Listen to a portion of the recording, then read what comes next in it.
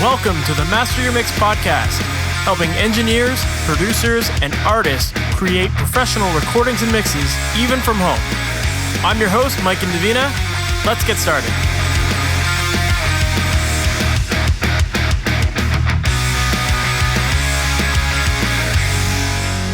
Hey, welcome to the Master Your Mix podcast. My name is Mike and Davina, and thanks for hanging out with me today.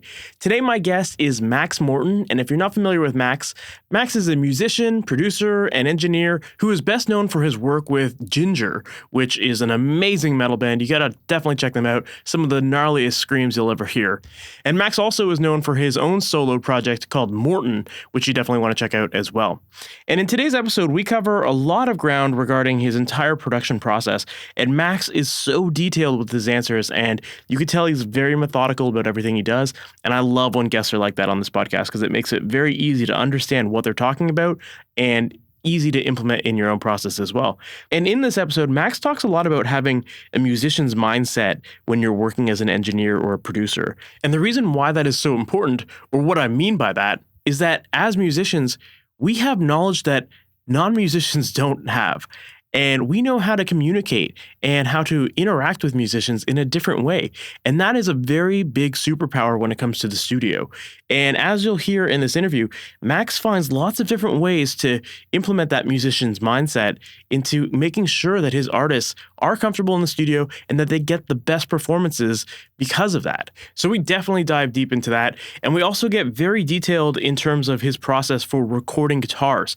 If you've heard Max's work, you know that his guitar tones sound incredible, and he really breaks down his process in terms of how he goes about recording his tracks, editing them, reamping them, all the stuff that you need to know in order to implement them into your own process and see great results as well.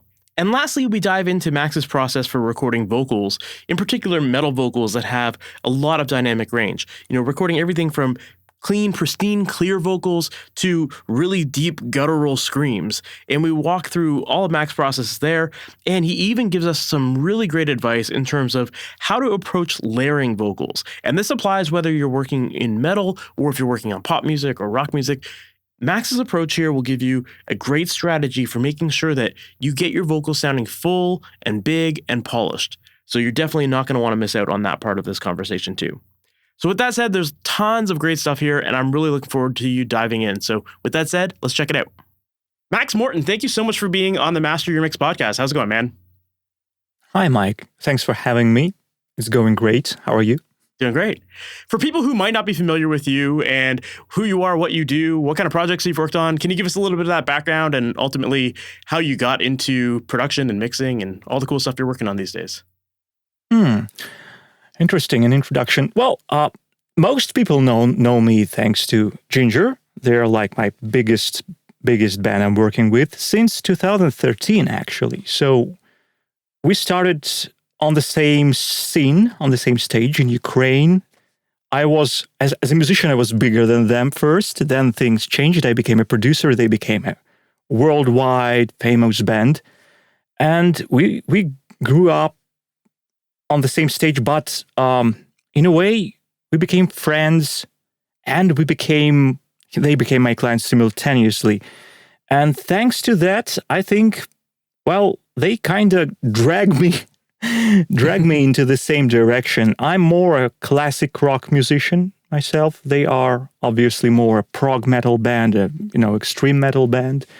Some of other projects I've been working on are probably, well, not that popular, but still relatively popular. IGNEA. Some of clients come to me based on their preferences. Shockrun and my own band, Morton, which is not that active, but still is active. So there's that. And speaking of production side of things, how I got into music, I think I started as a musician, and I was recording my own demos, that old story.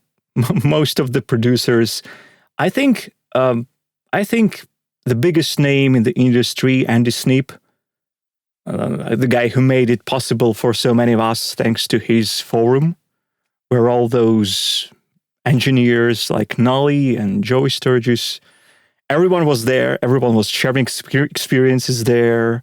Ermin from Submission Audio, and so on and so on and so on. So Andy Sneap was the same kind of guy who started as a musician who was recording demos, and demos brought him into recording other bands. And I think that's the best way to get going as a producer, actually. Because when you're a musician and when you're recording your own stuff, you are facing all those hardships that you can interpret properly, and you can actually help others deal with these things. Like, if you're a guitarist, you sit near another guitarist, you know how to help him go through the parts. So let's record in shorter takes. Let's tune guitar properly. Let me set up guitar a little better for you. Let me actually help you with a little part here and there, and let's probably play it slightly differently to fit the mix better. Let's rearrange it, and so on and so on. And I started recording other bands quite early in my life. I think in my mid-teens, I was already recording some other musicians. It helped me a lot in understanding how bands work and how other musicians think. And being a musician and living inside the DAW at the same time, so early on my musical life, helped me a lot, disciplined me a lot, living with a click, understanding and actually hearing yourself. That's what alienates so many of us. When we just enter the studio for the first time, we have never really recorded. And that's for so many engineers, that's so weird to think about. Like most of the musicians who most of their time they rehearse or play live, they never really record themselves. That's so hard for them to hear themselves through the headphones and then to hear themselves recorded, especially singers. So and that's a slightly different topic. Maybe I'm just running too fast into, but like the very first thing I advise to the musicians who say, I'd like to get prepared. How should I rehearse to be prepared to the studio environment? I'd probably say record yourself as much as possible.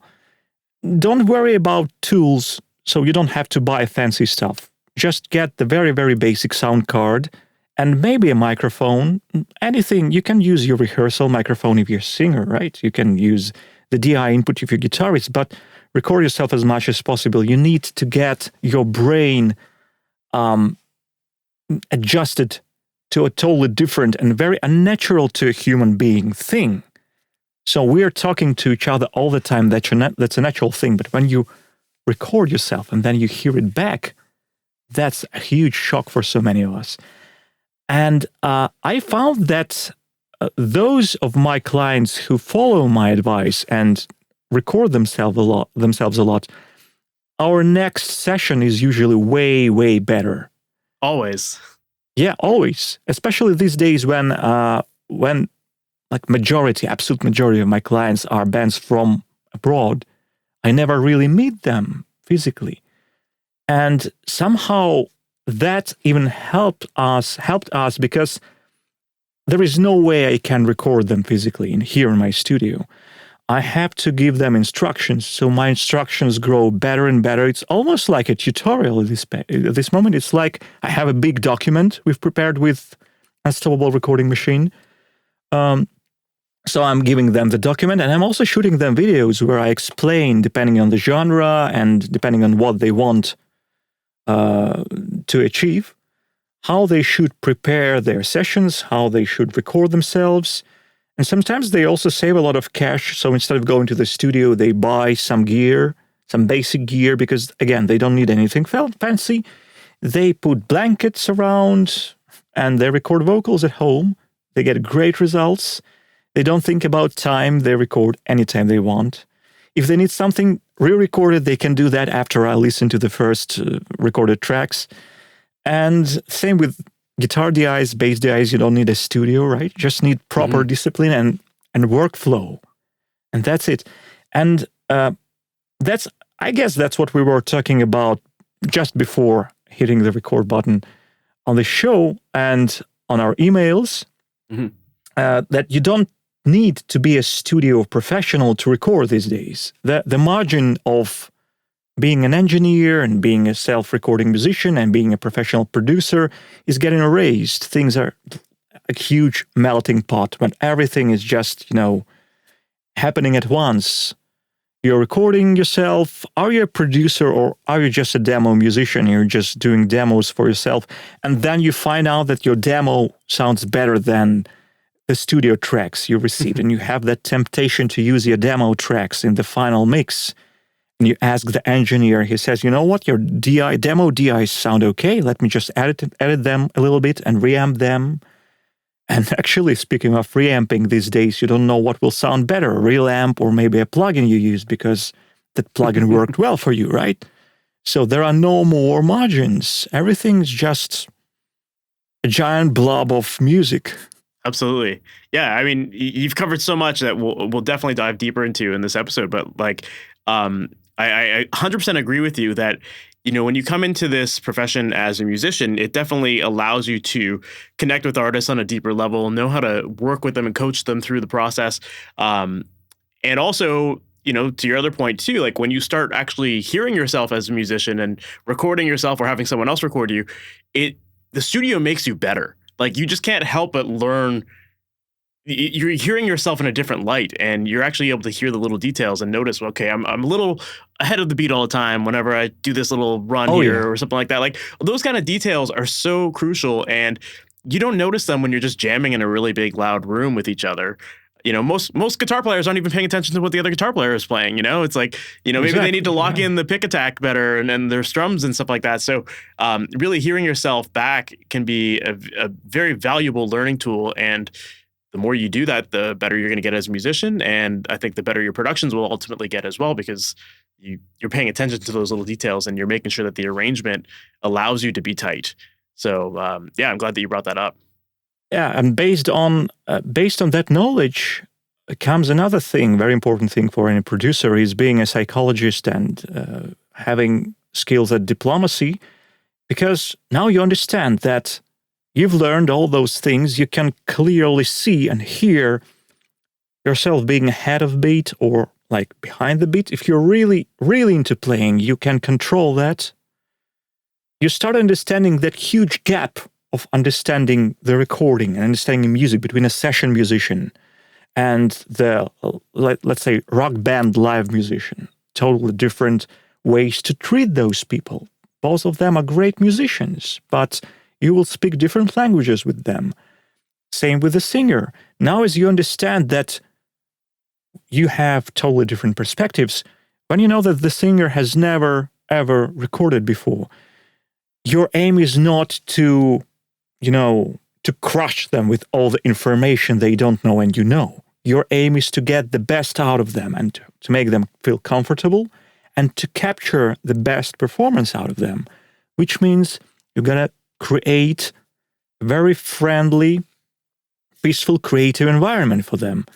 In case of the singers, I always prefer Shure SM7B just because they can handle them like a stage microphone. They don't need that intimidating studio microphone that has to be strictly in front of you and you don't have to turn your head around and move and touch it, all those things. In a way, you can even cup Shure SM7B in a way because it's so large, you can pretend you're cupping the microphone. You can move around in all the weird ways, and I don't have a window in my vocal room, so they don't see I don't see what they're doing. I have a camera, but I can't turn it off. So they feel completely safe in a way. Yeah, no, that's a really good point. You got to know all those things, and that's the magic of being the musician and the sound engineer all at once. Mm-hmm. Especially when you keep doing your own music, because so many producers who do not really write music, do not really do the band thing themselves, they don't really understand that chemistry that's going on within the band and how can they become another member of the band for a time they're producing the record. Mm-hmm. So all those things are important to think about when you're producing, even if you are not physically there, even if most of your clients are remote clients. Absolutely. Well, and you mentioned before we talked that before we hit record that a lot of your clients are remote clients these days too. So, still finding that way to make people comfortable even when they're not in the room is really important. Yeah, I mean, I think you bring up a really good point there about making people comfortable, and I 100% agree with that. And I like what you said about how you'll give people the SM7 just because, they can move around with it. They feel more comfortable and they're not in like a posture to record the vocals or whatever, right?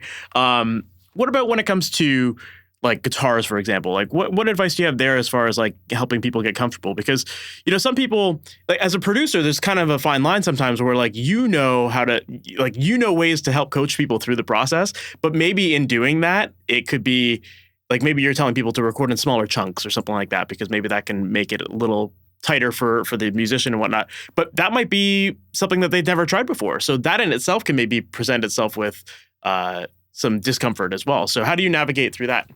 Yeah, I like the so to say the gaming approach. So we very very very quickly they get adjusted to that little trick. So when I know that they cannot really handle large chunks of parts, and we need to go through smaller, even sometimes like half a bar, right? Just one phrase, one very complex phrase, and we want to really dig into that phrase and to really nail every little transition there.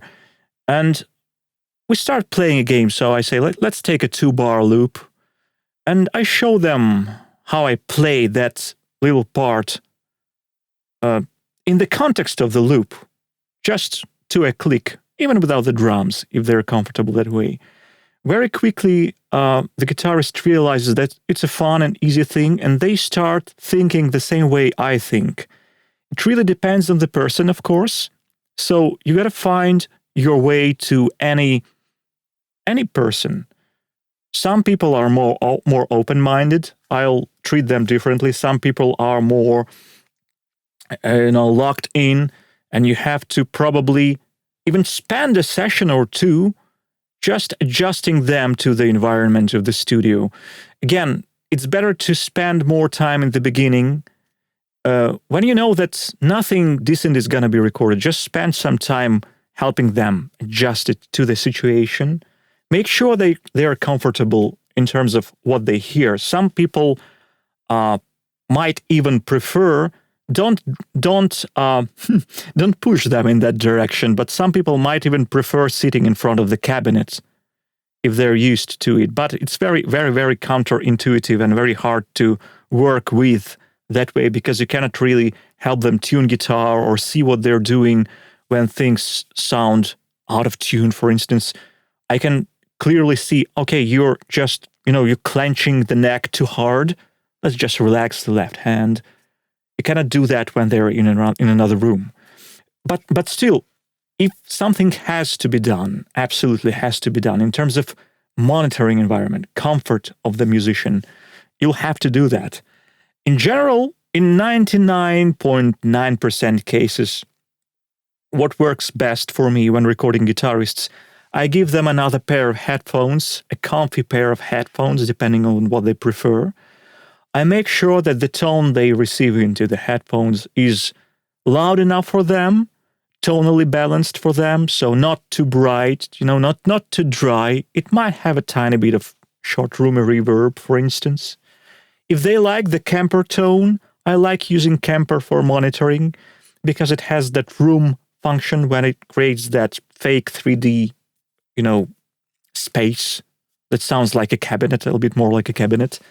And also because Kemper, I have a bunch of profiles that I've created that give me that instant recording tone.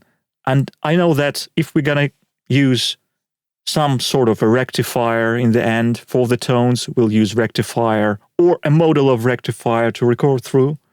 Obviously, same like 5150 in the end or angle in the end, we're going to use some sort of gain that resembles that, so that I want to hear them picking through the same gain structure and the same tone, roughly, I'll be using later during reamping sessions. Gotcha. And I always would record DIs I almost never record DIs and the amp signal because in general it's a waste of space and waste of screen space for me.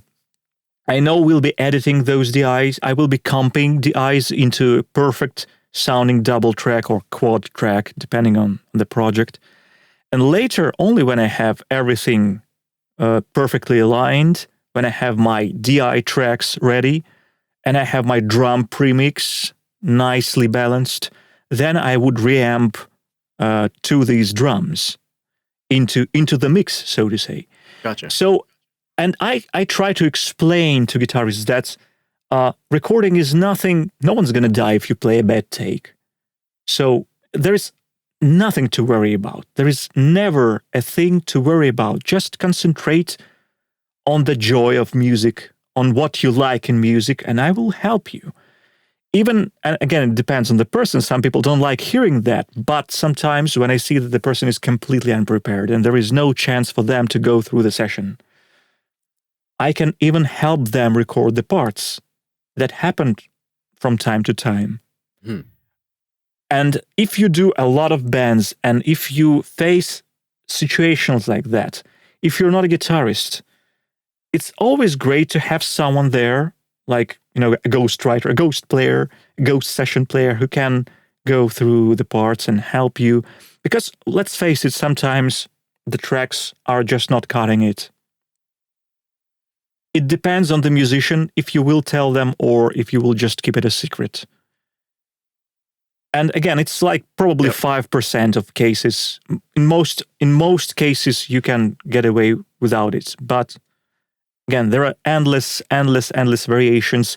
It's always about communication. It's always about psychology. And I'd say it's almost always about comfort first and then technical aspects. Because the same as with SM7B, it's not the best sounding microphone in every scenario, but in most scenarios, it's the most comfortable microphone for them to record into when we're talking about rock and metal. And same with guitarists, make them feel comfy and everything else is fixable. Yep, that makes a lot of sense. So just to kind of recap your process when it comes to guitars, so it sounds like you're only recording DIs and maybe using a Kemper just to get like kind of some sound for playback, and then you're editing, and then you're doing reamps, right? I might use an amp or even a plugin to monitor through, but I only record the DI. I usually capture the settings, so later when I'm reamping, I might use them as a starting point to reamp. Gotcha. But I almost never find it useful to capture the tone we're monitoring through. Gotcha. And why is it that you prefer to go with a DI and then reamp later as opposed to just like, you know, taking that time to really dial in a sound with an amp? Well, we usually take a lot of time to dial in that tone we're recording through to make it really great tone. But there are two things here. First thing is that editing DI is so much more efficient. I can use time stretch freely. That will affect the gain, the high gain tone. In fact, my assistant does that. He's the great editing engineer, and I only edit vocals these days. He does everything else for me. So I know that he's way better in editing DIs than amped signals. And reamping the edited DI gives me better quality than editing, especially when it comes to time stretching. Also, it's easier on eyes. It's easier to see what the DI is doing, right? Especially when you're doing those crazy over-arranged multi-synth symphonic black metal things where there are so many notes happening. You will never really edit 16th tremolos in 2030 BPM when you have amp signals. And another thing is that usually the monitoring tone and the album tone might have the same gain structure and might have the same treble, but they will have different mid-range and different bass. You will probably need a fatter, muddier tone in the center of you to play through, to enjoy it.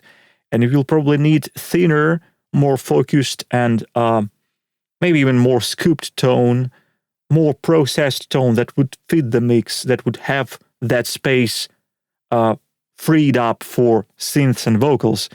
So I clearly know that it would make me no sense to record that monitoring tone and EQ it heavily later. I would rather dial it in properly using the amp knobs and the microphone placement, for instance. Fair, that makes sense. Yeah, definitely there's a big advantage with the editing to then record your amp sound perfectly, like you get the proper take and everything. So that kind of makes me ask then, do you have any other tips then for recording with DIs and making sure that you're capturing a good signal with just the DI? Like obviously you talked about having like some monitoring signal and you're using that to play into, I guess one of the arguments that a lot of guitar players will say is like, oh, I need to play with an amp because I need to like feel the amp and I play into that amp sound. And I guess you're kind of doing that to some degree with the Kemper and giving that monitored sound. But do you have any other tips there for capturing good quality DIs? Yes. In fact, do the tests.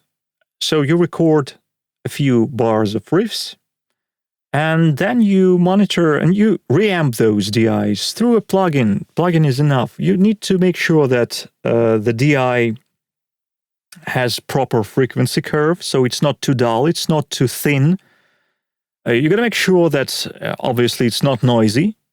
So you're not sitting in front of something that gives you weird noise. Like sometimes even the keyboard might have some LED controller that is noisy, or a computer or a screen, something. So you got to make sure that. And actually, with some genres of music, with most genres of music, I prefer to stay away from any noise gates or noise reduction plugins, or in Kemper I turn off all the noise reduction to make sure that when we're monitoring, we hear all the noises in between the notes, because there were problems with that in my earlier days. And of course, with the DIs, it's important to visually inspect them from time to time. So just record a nice DI and make sure that you test it. So you run it through some plugins, maybe an amp, and if it's okay, that's it. You can do a lot of things with the DI, especially if you are using a similar gain structure, because the biggest problem you can face is a client sending you some DIs and they want to sound like a rectifier, but they were tracking through an angle seam, so they were not really picking that hard. Their picking was meant to sound right through a crunchier amp, through a more defined amp, right? So that's the biggest problem, and probably the only problem I could face with the DI. That makes sense. Yeah, definitely like getting something that's closer to the tone you're going to use. I mean, it just makes sense because the band's going to be more excited by hearing kind of more of a final kind of sound. But also, yeah, then that gives the people the perfect tone to play into. So yeah, that makes a lot of sense. Are there any specific DIs that you like to use? Like, do you find certain DIs to be better for what you're doing? Throughout the years, with all the bands I've been working with, I found that there is no specific combination that works better than other specific combination. For instance, I had bands that sent me DIs recorded directly into the Focusrite, and I managed to reamp them like very, very easily. Anything sounded, I just threw anything on top of those DIs and it sounded great. I had other clients who followed all my guidelines and they had great DI boxes, great cables, great guitars set up right, and it just sounded, average at best. So I personally use Little Labs Red Eye 3D, but the same thing, like I could use Kemper DI, it sounds almost as good. I could use the RME DI, it's a little bit noisier, but it's still okay. In general, DIs are more or less neutral, unless your guitar... So, if your guitar is set up well, if you pick properly, if you're a good player, if all your chain is in good condition. Everything is in order. There should be no problem with absolute majority of DIs on the market. I even, some of my clients from, let's say, I don't know, I don't want to name a specific country, let's say Mexico or something. They couldn't buy a specific DI I told them to buy. So they bought something different. It still sounded nice. You can just EQ it a little bit and that's it. Yeah, it's much more in all of the other elements that make up the sound, the performer, the pick, all the stuff, yeah. You choose between 1.3 millimeter and 0.88 millimeter picks, and you'll have bigger tonal difference than a DI. It's true. Yeah, and so many people, it's funny you mentioned picks, like so many people don't even think about it. It's just like a comfort thing when they pick picks. But the pick can make a big impact on how clear things sound. Also the strings, like some people, that misconception that thicker strings are for heavier genres of music and thinner strings are for like light rock and pop music. In fact, sometimes the thinner strings might sound chunkier and heavier because you can really punish those strings harder with digging in them deeper. Same with bass strings. And in fact, I always talk, so if the band approaches me before they start recording, I always tell them about string choices and pick choices, and if they haven't yet decided precisely on what they want to use, I always recommend them trying it out, especially if they have that, interest in recording themselves. So if I know that they will go through a bunch of picks, I would probably recommend, especially if they send me some demos and I clearly hear that there's something wrong. For instance, bass strings are too thick, so bass doesn't have that ringing overtones. Because, 135 gauge string in B standard usually sounds quite dull. You might want to try something thinner if you want super ringy low end and bass. So all those things, it's better to discuss them if you know what you're doing. If you want to help the band with their recordings, it's better to have nice communication channel throughout their pre-production setting. Not only production, but also pre-production sessions. Mm-hmm. Of course. Yeah, I guess the argument for like thicker strings is that they maybe don't bend as much, so like they stay locked in tune a little bit better. But I think that's true. You're right that it really comes down to the player, because if a player is good at what they do, they're not going to be bending their strings to begin with. They already have the technique worked in with the tools that they're using, right? Yeah, exactly. But again, for instance, they have an okay guitarist and they have a weaker bass player, and they want to help them get the great bass tone without guitarists playing instead of the bass player. So we might have a couple of little Zoom conferences or, I don't know, WhatsApp chats, and we'll talk about bass tones, and I'll say, hey, buy these strings and try them out, and maybe you will enjoy them. Just don't pick that hard, pick a little lighter, but you'll get way better tone. And it really depends on the person. So if I see that the bass player, in this case, let's take the bass player, if he's really motivated in getting himself recorded and he wants that kind of, contribution to the album, I will absolutely spend quite a lot of time coaching the bass player to get that proper tone. And usually, again, you might just skip all those steps and program bass or record bass yourself or ask the guitarist to record the bass, but you're ending with a very happy client, a returning client, and the client who will advise your studio to everyone else. So you will be recommended a lot during gigs, during, I don't know, Facebook discussions, anything.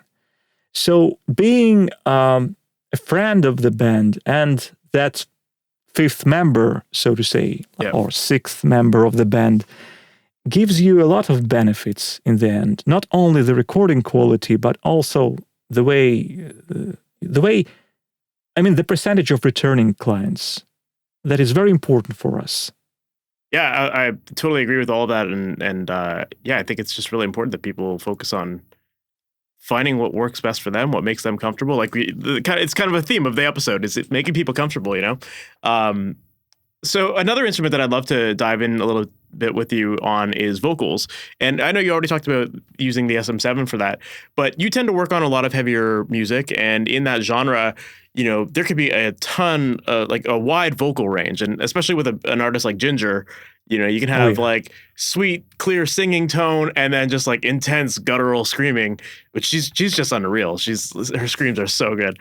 But I'm just curious to know, like, when it comes to managing those dynamics with vocals, what's your typical approach there to, you know, making sure that things feel controlled? And when you're recording, like, are you recording screams separate from the singing parts, or what's your approach with that?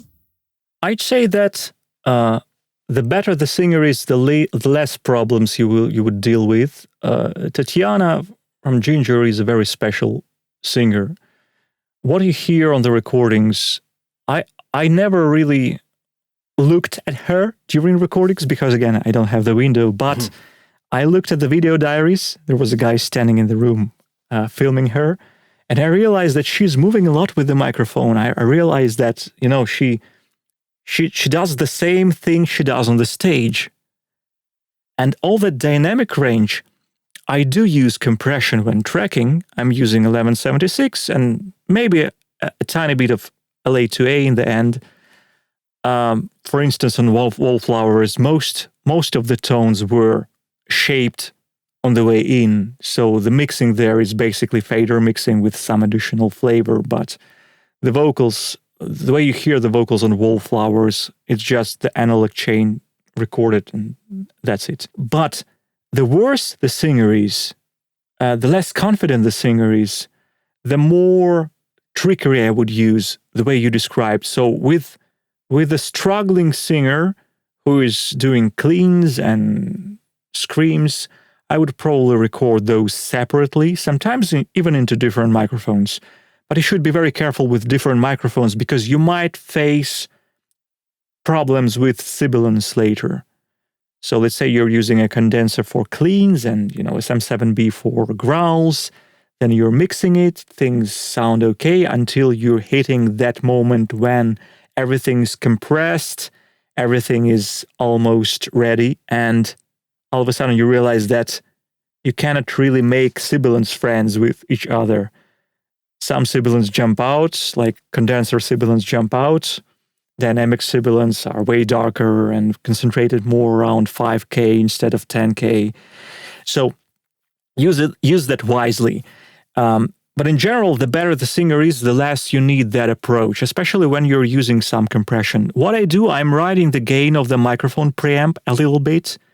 So for smoother parts, for quieter, clean vocals, I would probably boost the gain 5 dB, 10 dB. And for loudest part, I might roll it off 5 to maybe maximum 10 dB. And I just see the needle of 1176, which is my indicator, so it should be somewhere around 10 dB during tracking, maybe just a little higher than that. Maybe she will actually, you know, floor the needle on the loudest parts, that's okay. So it's nothing super magical in tracking vocals technically. What is very important with tracking vocals, given that you don't have any horrible reflections in the room and you have an okay microphone and, you know, an okay recording chain, everything else is about control of the singer. And again, I would sound like a broken record, but it's important to notice those producers who do not sing at all should probably, at least I would recommend them getting at least a few vocal exercises. You know, just become familiar with singing so that you would really understand what the singer is going through when they are wearing headphones and they are recording their takes. Because it's a very, very, very special condition. I am blessed to sing, so I can help any singer with backing vocals, and I can listen to their monitor mix and instantly recognize what's keeping them, away from giving the best performance. Sometimes it's hard for them to tell what kind of balance they want. They say, I need more vocals, I need more vocals. The vocals are not there yet. The levels are already red. They still don't feel it. But sometimes what I've noticed is that when we're just using very moderate levels in their headphones, just by flipping the polarity of the microphone, you will change the tone they hear in their head. Because what they hear in their head, unless you blast them with 120 dB, of course. But usually what they hear in their head is a combination of their own inner sound coming from the chest and the skull and everything, and what they hear from the headphones. And that cancels out or sums up. So by flipping the polarity, you can greatly improve the tone they get. And sometimes it was day and night for some of the singers. It was like, oh my God, finally I can hear myself well. Some singers need reverb. Some singers hate reverb. Some singers don't like treble. And some females might not be able to comfortably use larger headphones. They need smaller headphones, but the smaller headphones are bright. So you need some sort of master EQ on their monitor mix. And you got to make sure that they have proper frequency curve. And they cannot tell you, man, I have too much 6K. Make it minus 10 dB 6K and I'll be okay. They cannot say that. You gotta be that person to understand what's going on. And to be that person, you need to experience it yourself. As a singer, as a guitarist, as a bass player, at least on the beginner level. But you got to have all those experiences. Take a look at those old school producers who were with the band. They were not really concentrated on the technical stuff. Let's say Rick Rubin producing Red Hot Chili Peppers, for instance, just for instance. They're working on the musical pieces and they're working on the moods of the songs. And those songs became great because they knew the priorities. They knew that any metal fan or rock fan doesn't really care about frequencies or gear or the length of the takes or how they were approaching, the pick attack. They care about the mood the song gives them. So the producer has to be that guy who's technically advanced enough, who is musician enough, but also who's a fan of music, who's a listener enough. You got to still keep that listener energy in yourself. 100%. And, I agree with you about the vocals and getting vocal lessons and stuff like that. Like as a drummer myself, I had never sung, I remember in my early days working at a studio, one of my artists brought in a vocal coach, and just to have that experience of seeing someone else walking through the motions of, how do you open up your body to sing certain notes and hit the right pitch and this and that. It was so fascinating to me. And I've used those techniques ever since, so I definitely recommend, like you said, anyone who doesn't know an instrument, try to learn it, I'm not a great guitar player, but I have a guitar, I can noodle, I can play some stuff, but at least I have an understanding of how it works, and I can communicate, I can show people, maybe what they need to hear. So you're absolutely right. Our job is there to just make people comfortable, but also communicate. The communication is a big part of that. So yeah, very, very cool. Yeah. As far as, with screaming vocals and clean vocals in the metal genre, in the mixing stage, do you treat those differently? Yeah, I do. Again, it depends on the genre. So sometimes there should be a very high contrast difference between cleans and screams.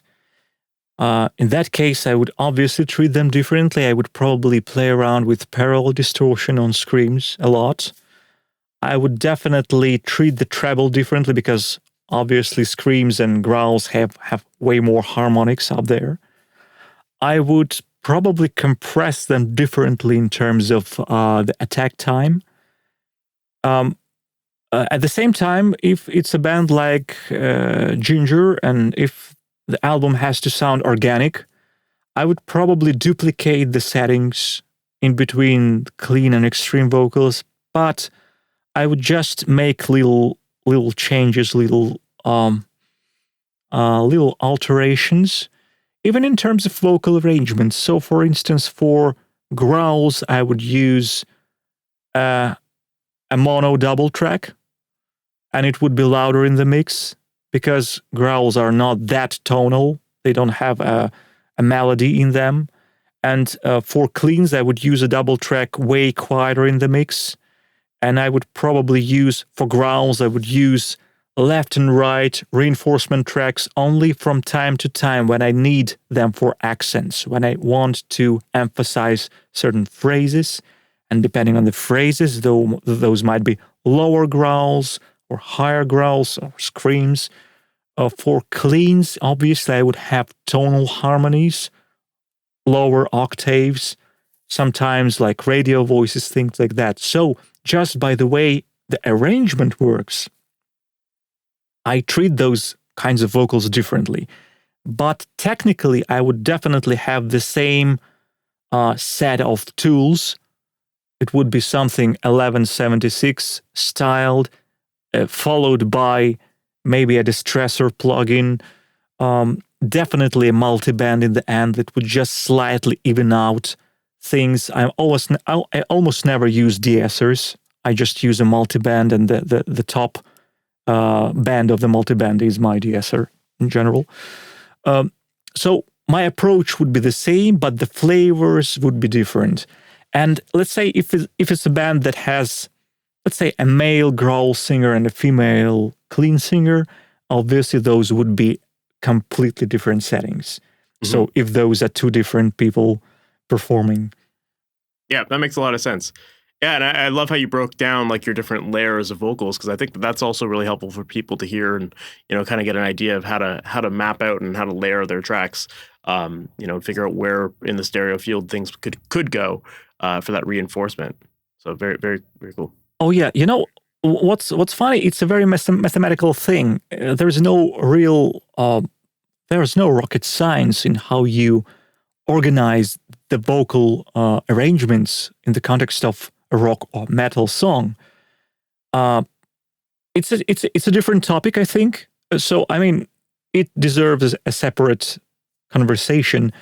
But in general, I'd say if you understand the principle once, you can bring it with yourself into any environment, into any project, and just nail it perfectly. So my recommendation, really quick, would be when you're recording singer, record 3 great lead vocal tracks. Just don't really concentrate on getting 5 to 10 tracks. Record 3 great takes. One of them will be your main lead vocals, and you will always have 1 or 2 tracks to comp them into the double track, a mono double track or a triple track like left, right, and main. Then record harmonies to the strongest parts of the songs. And obviously you need some knowledge to help with vocal harmonies. Again, that's a different topics, but you need vocal harmonies once in a while. Let's say for the choruses, for the last words of the verses, for the bridges sometimes. Then if you feel like the vocals are a little too thin and a little bit too dull, and you cannot really come up with cool harmony, it's always okay to try and record the lower octave, just an octave lower. Record the fundamental low vocals, and you can actually put some sort of a distortion there or a radio effect, and it will just create a little nice sweetener effect, especially if you edit it very tightly, timing-wise, to the lead vocals. And finally, come up with a few cool words, phrases, ad-libs here and there. Again, just be creative. And that will give you all the palette, all the colors you need for clean vocals. Same goes with extreme vocals, but there, instead of harmonies, you'll just use lower, higher. The song goes up in a mood, use screams. The song goes slower and deeper and, meatier, use growls. And you're good to go. You have everything you need to compile it into great arranged vocal performance, vocal production. You're a vocal producer now. That's super helpful. I love that. That's a great approach to it. And I agree. It's like then you have all the options there, and you can in Yeah. post figure out what works, what doesn't, and maybe you scrap all of that stuff, but you ultimately have those options there to see what sounds best in the context of the mix. So I really love how you broke that down there. Yeah, because that's definitely something a lot of people ask me about is like, how do I know which background vocals to do or when to double and that kind of stuff. But I love that Oh, approach. yeah. Just capture it all and you can figure it out. Yeah, harmonies are also quite simple. Again, sometimes a higher harmony fits better, sometimes a lower harmony fits better. It depends on the voice of the singer you're recording. So yeah. Yeah, of course. Well, another thing that I'd love to ask you about is one element of your mixes that I really love is I feel like you do a great job of getting your mixes to sound really nice and full.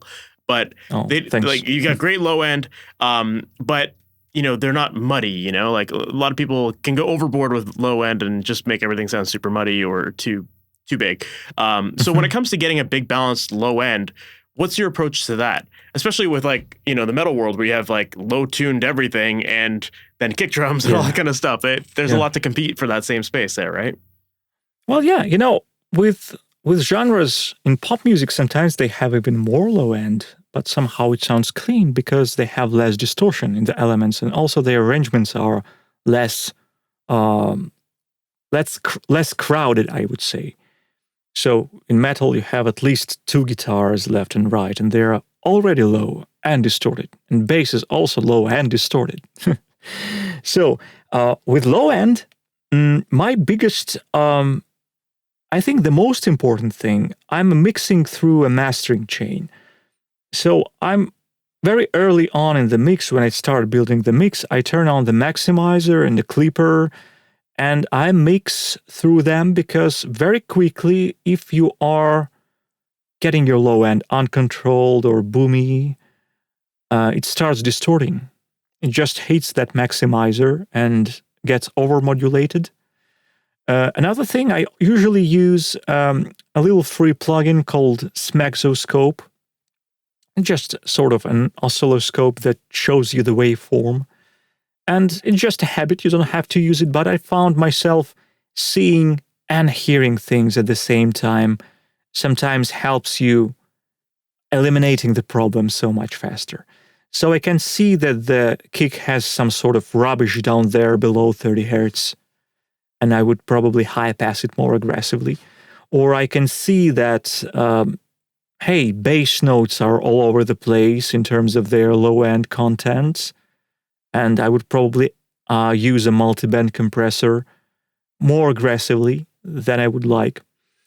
Another thing is, with the low end, I'm a huge fan of RBass plugin, Waves RBass, old, simple plugin, very cheap. From time to time, it's like 20-something bucks. Somehow it works best for me. There are a lot of subharmonic generators out there, which are great, but so many people tell me, hey man, your low end is so fat. And usually I just recommend them try out RBass. And don't go very high. Use something like 45 to 50 hertz on a kick drum. Use something like 65 to 70 hertz on the bass, depending on the tuning, of course. And also use a little bit of that on the floor tom, because floor tom deserves that oomph as much as a kick drum.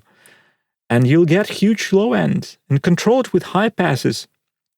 Sometimes you have to use 48 dB per octave high pass on the kick drum. It will make the low end, because of the phase things happening in the algorithm of the EQ, it will kind of ruin the low end a little bit, but at the same time, it will make it less, it will decrease the amplitude of the low end. You will see it visually, and you will actually notice it's not hitting the limiter anymore. Then you compensate it with RBass, and then you control it a little bit with the multi-band compressor. Speaking of multi-band compressor, I usually use a tiny bit of the multi-band on the master bus, but only the lowest band. And on that lowest band, I always make sure that it only reacts to the kick drum. Interesting. it kind of reacts. It doesn't really reduce more than 2 dB. So it's just a very, very gentle compression. And it's a great indicator for me. When I dial in the lowest band of the multiband, I make sure it doesn't eat out more than 2 dB. But also, when I go even lower than 2 dB, it starts reacting to the bass. That gives me a perfect balance of bass low end and kick low end. So kick is punchy enough to make it react, but it's not overwhelmingly punchy. So there is still that bass there that is roughly 2 to 3 dB quieter. Interesting. Roughly speaking. So there is that kind of indication that makes it clear for me that, yes, I nailed the low end. The low end is right. It will be punchy. There will be bass pillow down there, but there will be also that kick drum pulsation. And there's that. There's nothing super magical in the low end. I love that. And I think that what you said there, like, I hope people caught that, is that, you know, you're using your tools like your multiband to also help you with like knowing how much level to have on like, yes. know, like, you're pushing up your kick louder than your bass, and you know you've hit it when your meter starts dipping on your multiband. So like, I love that, you know, people always ask like, well, how loud should the kick be versus the bass? And, you know, that's a great little tip that you shared there. Yeah. You know, like loud enough, but not overwhelmingly loud. And it's very good to use your tools, like you're using a compressor, but also you're using that compressor as an analyzer. And most of the tools you're using when mixer, you can do it like that. So sometimes those tools you're using are very telling. They give you certain hints on when things start going wrong. And there's only one way to learn it, through practice. You will just instinctively understand how you can use a regular compressor or a clipper or something else to give you a little additional extra information, extra safety measure, so to say. Yeah, I love that. That's great advice. So, I mean, I could talk your ear off about so many more things in your mix. Like, there's so many. So you're so articulate with your process. It's amazing. But I guess at the end of the day, like, when it comes down to it, what ultimately makes a great mix, in your opinion? I'd say the mix that works in perfect harmony with the song and with the band. And that's almost like a dark art in a way, not because it's super complicated, but because it's hard for us to naturally achieve that kind of quality, because now in the modern days of recording, we have everything under control. We have perfect visual analysis of what's going on. We see the waveforms in front of our eyes, right? We can edit things flawlessly to the grid. We can tune things. We can improve things until things start sounding dead. And that very often leads to sterile and very repetitive mixes. So band A sounds like band B because they're using the same approaches and the same DAW and the same plugins and the same approach in quantizing the drums, tuning the vocals, time aligning the lead vocals and backing vocals, you know. And also bands, they want to sound like any other band.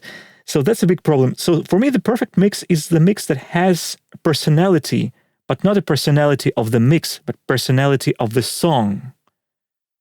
You know? Yeah, that makes a lot of sense. I'd say that so many of my favorite mixes are mixes from the 20th century because of that. Interesting. Yeah, no, there's a lot of truth to that. Like, they're all very different sounding from each other. And I think part of that now is that, like, it's so easy to use the same things all the time, right? Like, you can load up your DAW, you get your template, all your plugins are there, all your amp sim settings are there. Like, it's so easy to just lean into that stuff. Absolutely. Yeah.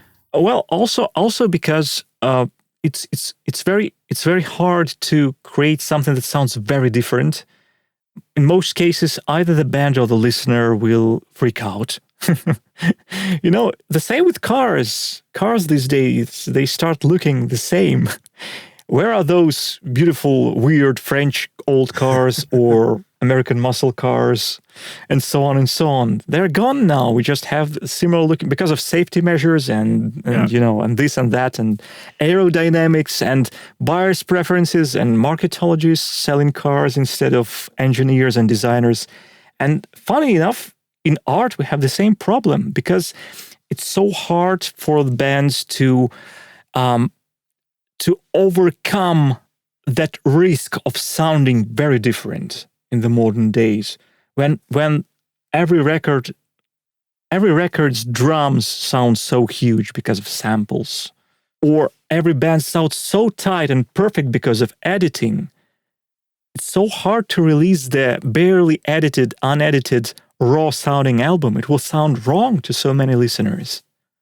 So we are in a loop right now, but I'm sure we can break that loop. It's true. It is very fascinating because, I think that this has been a thing for a long time, but like a lot of bands will go into the studio and they say like, oh, I really love the sound of this record. And so they try to emulate those sounds. And now it's way more possible because people are just sharing the same plugins and stuff.